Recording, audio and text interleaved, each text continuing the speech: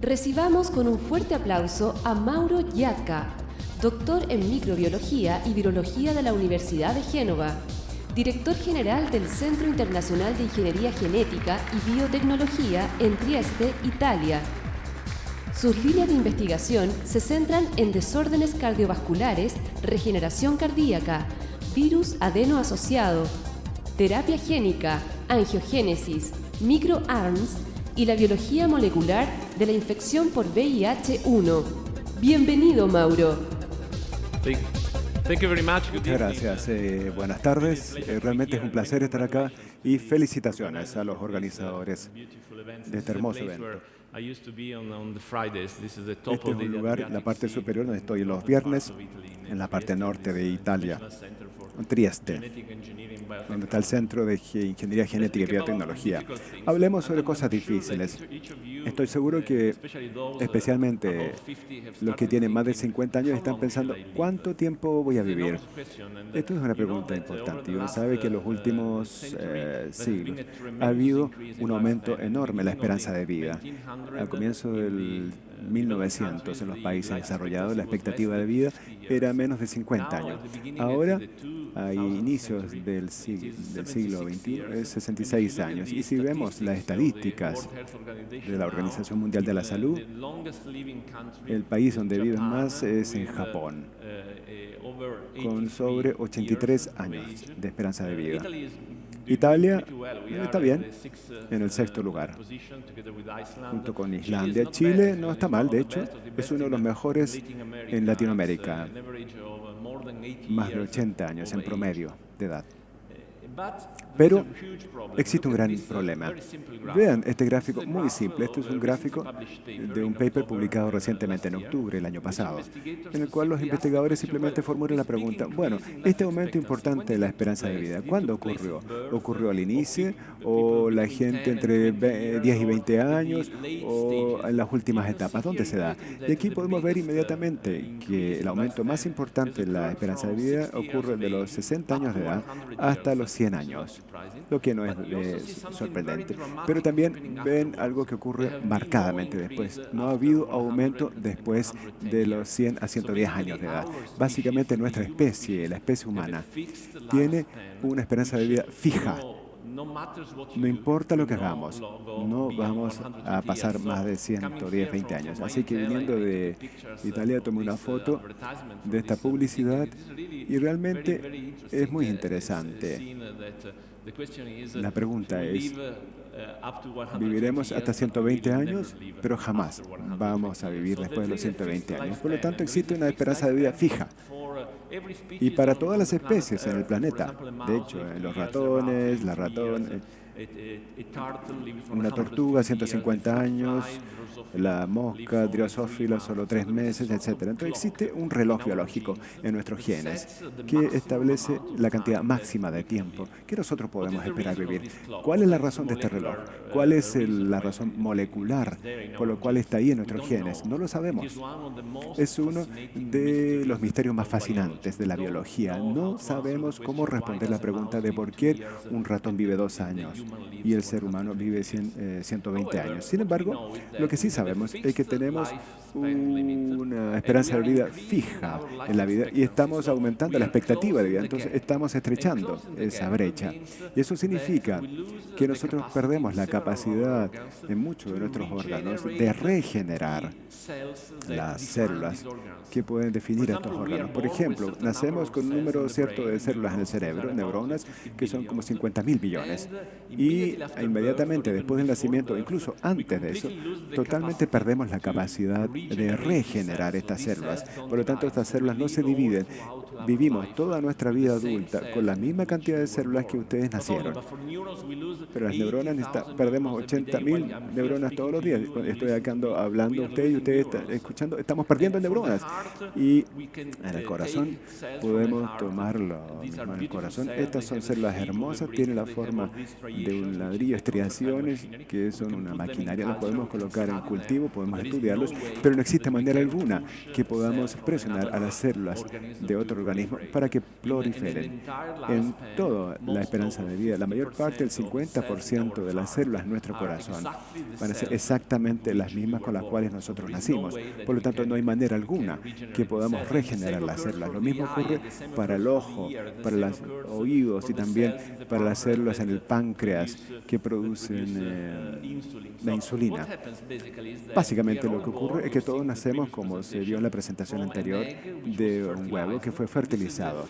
Y es la primera célula que define el organismo. Y esta célula se convierte en 2, 4, 8 y en cierto punto se convierte en 150 células y forma una esfera. Y luego, a partir de esa esfera, las células continúan dividiéndose, pero también tiende a adquirir ciertas características específicas. En biología decimos que se diferencian. Algunas células van a ser del corazón, otras del cerebro, otras van a ser los linfocitos, otros hepatocitos en el hígado. Va a haber más de 250 células específicas y con sus funciones específicas en nuestro cuerpo. ¿Por qué estas células se definen y se convierten en específicas? También tienden a perder la capacidad de proliferar. Si ustedes ven la biología de esta manera y la medicina en los seres humanos, les sorprendería saber que, por ejemplo, después de 8 años de edad, una persona de 3 tiene demencia, que es la enfermedad de Alzheimer. Una persona de 3 después de los 80, como les acabo de decir, que la expectativa de vida en Chile es más de 80 años de edad.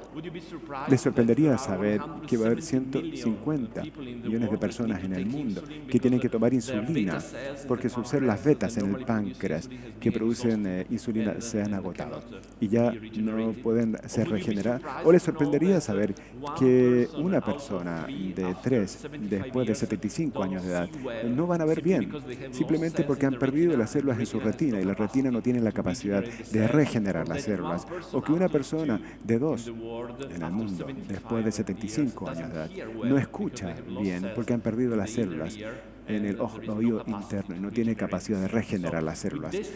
Por lo tanto, desesperadamente necesitamos una manera de reparar nuestros cuerpos de las células que se han perdido durante el periodo de nuestras vidas. Y estas enfermedades que se están volviendo cada vez más prevalentes, existe una epidemia de estas enfermedades degenerativas, como se les llama. ¿Qué tienen en común? Aparte de ser debido a la pérdida de estas células, es que no tienen una terapia. Tenemos cero terapia para la enfermedad de Alzheimer, cero terapia para regenerar el corazón, cero terapia para impedir o prevenir o curar la regeneración del ojo o del oído. No existe una posibilidad de curar básicamente estas enfermedades. Y es por eso que existe una gran esperanza en la posibilidad y es proporcional, no por los medicamentos estándar que utilizamos a tomar ahora, sino medicamentos que se basan en la biología. Estos medicamentos basados en la biología que se llaman bioterapéuticos, que incluyen las proteínas o incluyen ADN o RNA o ácido nucleico, que son pequeñas partes de información genética que podrían impulsar los procesos de regeneración, estimular la regeneración. O podrían incluir células. Esto es muy obvio. Tenemos una pérdida de células durante nuestras vidas y por lo tanto necesitamos reemplazar estas células. Perdemos las células del corazón, del cerebro, del ojo y podemos reemplazarlas colocando estas células desde fuera. ¿Qué podemos tomar? ¿De dónde? La manera más fácil de obtener estas células es comenzando de un huevo que es fertilizado. Tomamos el huevo en laboratorio y la célula espermática lo fertilizamos en laboratorio, obtenemos un embrión pequeño, luego lo dividimos, y luego se forman estas células del embrión, se pueden cultivar de manera indefinida y podemos obtener, por ejemplo, 1.000 millones de células y las transformamos, estas 1.000 millones de células, en 1.000 millones de células del corazón y implantamos estas células en el corazón. ¿Funciona? No lo sabemos. Parecía funcionar en los simios en el momento, pero el mismo tipo de aplicaciones se ha tratado para regenerar el cerebro, la columna y el ojo. No sabemos si va a funcionar, pero muy difícil de obtener 1.000 millones de células, comenzando de una célula madre embriónica. Y hay otros problemas adicionales. Para obtener un embrión, para que lo dividamos, tenemos que obtener un embrión y luego dividirlo. Por lo tanto, tengo problemas éticos. Y si utilizamos un huevo y una célula espermática de un donante, Entonces, estos son de otras personas. Es como recibir un riñón o un trasplante de corazón. Entonces, las personas tienen que tener va a estar inmunocomprometida. Este es un ejemplo, entonces, de una célula del corazón que ha sido obtenida a través de esta tecnología en un ratón. Y ustedes pueden ver que se puede cultivar en el laboratorio para convencer a esta célula que de alguna manera se convierta en célula del corazón y que comience a contraerse, como lo hace la célula del corazón. La gran pregunta es, ¿podemos obtener estas células sin un proceso de fertilización y sin pasar a través del problema de crear un embrión? Bueno, esto fue casi imposible al inicio del 2000 o a fines de los 90, hasta que el experimento que llevó a la creación de la oveja Dolly dice que quizás hay rutas alternativas. ¿Cómo podemos obtener estas células? Quizás podemos tener un paciente que necesite tener un corazón regenerado y podemos obtener cualquier célula del paciente, del corazón o de la piel. Tomamos la información genética de esa célula, los núcleos, y transferimos estos núcleos a huevo de una donante femenina. De esta manera, a través de este procedimiento que se llama transferencia nuclear, que es como Dolly fue creada, se forma un embrión y este embrión entonces se puede expandir y se puede utilizar para generar las células que necesitamos para regenerar el órgano en cuestión. Esta es otra manera que no involucra la fertilización, pero aún crea un embrión. Entonces hay problemas éticos y hay problemas para obtener miles de millones de células. Y desde el año 2006, 10 años atrás, sabemos que existe una ruta que bypassea el embrión gracias a los biólogos en Japón, Shinya Yamanaka, que ganó el premio Nobel con este descubrimiento 5 años atrás. Sabemos que podemos tomar cualquier célula en nuestro cuerpo y simplemente transferimos a esta célula 4 genes y estos genes convierten la célula en la célula del embrión, pero sin crear el embrión. Simplemente convierten la identidad de esta célula. Podemos hacer crecer la célula indefinidamente y luego la podemos reemplazar en una célula de corazón. Aún tenemos que tener 1.000 millones de células y esto es muy difícil si existe esta gran carga de la enfermedad en la población. Ahora quizás pueda haber otras alternativas que son más interesantes y es lo que estamos haciendo en el laboratorio. Hay especies como el pez cebra, y ustedes ya vieron la salamandra o los anfibios, que espontáneamente regeneran partes de su cuerpo, el corazón, parte del ojo, las extremidades. Por ejemplo, el anfibio que se llama axolotl, que está en las montañas mil metros arriba sobre el mar, y cortan totalmente una extremidad. Ustedes esperan 40 días y esta extremidad se regenera totalmente, incluyendo los huesos, los músculos, los nervios, la anatomía, la fisiología, el tamaño.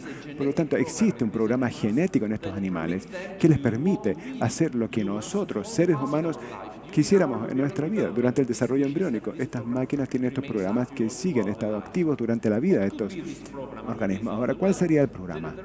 Existen algunas especies o información genética en nuestro genoma que gatilla este tipo de programa biológico.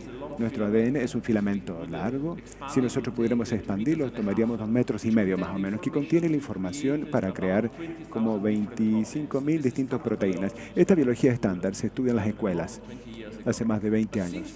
Pero hace unos 10 años sabemos que este filamento largo de ADN también contiene la información para codificar más de 1.000 distintas ARN. Entonces transformamos ARN, que es muy pequeño, se le llama microARN, y cada uno es capaz de distintos tipos de programas genéticos. Entonces, algunos años atrás comenzamos diciendo que si hay un microARN que puede proliferar en estas células en el corazón. Normalmente las células del corazón no proliferan, pero puede haber un microARN que pueda transferirlo y podrían presionar la proliferación de las células. Entonces encontramos 40 de estos microARN que son muy efectivos. En la imagen pueden ver que si ustedes toman las células del corazón y tratan esto con este microARN 199.3P y comienza a proliferar y llena esta placa. Entonces comenzamos a inyectar estas células en el corazón y este corazón se engrandeció, se volvió más grande de que las células de alguna manera proliferan.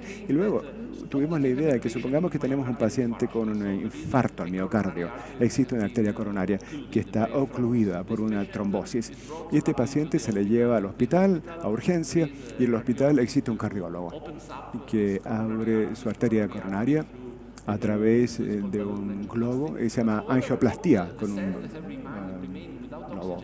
Y luego se mantiene varios años, luego muere. La única manera que el corazón puede reparar este daño es a través de la formación de una cicatriz. Pero supongamos que en vez de dejar al paciente que repare el corazón con una cicatriz, le inyectamos este microARN después del infarto y empujamos las células del corazón para que proliferen y luego puedan reparar el daño. ¿Funcionaría o no? Bueno, funciona de manera maravillosa. Hicimos estos experimentos primero en los ratones y ustedes ven acá,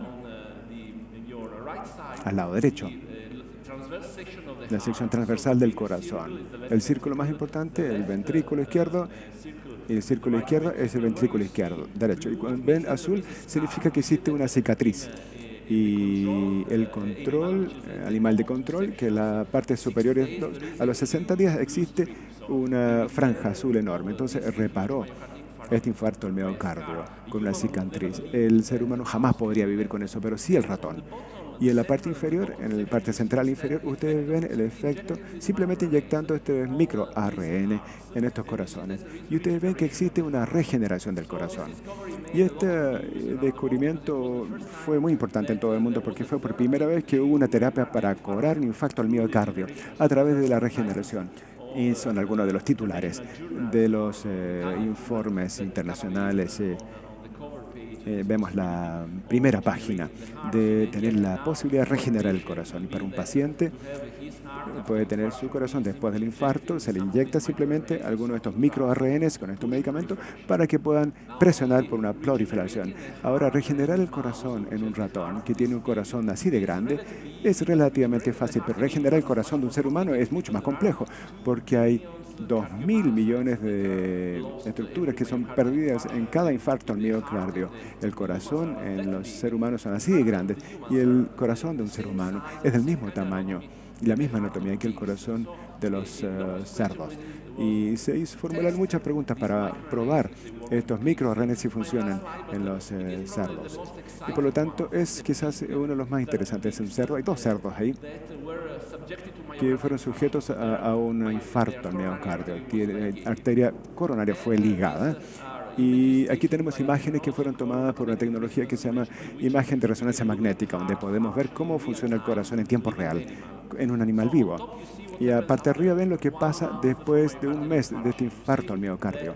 Y ven que el círculo más grande que empieza a contraerse, sin embargo, se ha vuelto muy grande y también muy delgado. Y es un corazón de un animal que tiene una condición que se llama insuficiencia cardíaca, que es lo mismo que ocurre en el ser humano. Es difícil que se dilate, no puede bombear muy bien y esas paredes se vuelven más delgadas. Y abajo tiene un animal que fue tratado exactamente de la misma manera, pero recibió microARN 199A y ven inmediatamente la diferencia. La masa cardíaca ha sido reconstituida y el corazón se ha regenerado y se contrae muy bien. Y el ventrículo izquierdo, ustedes ven el círculo más pequeño, es mucho más pequeño y mucho más efectivo para bombear la sangre. ¿Vamos a llegar a regenerar el corazón de los seres humanos? No sabemos. Estamos haciendo nuestro mejor esfuerzo y estamos avanzando hacia una experimentación humana. Ciertamente yo creo que además de probar que esto pueda funcionar, existe una novedad conceptual y que uno piensa que podemos lograr la regeneración, no colocando simplemente células desde fuera, que es inconveniente por muchas razones, sino estimular la capacidad de las células endógenas para que comiencen a proliferar y regenerarse. La historia, al fin y al cabo, es un programa genético. Tenemos este programa y cuando éramos embriones, es un tema de comprender cómo eran los programas y cómo estimularlos nuevamente para reparar nuestro cuerpo. Muchas gracias por su atención.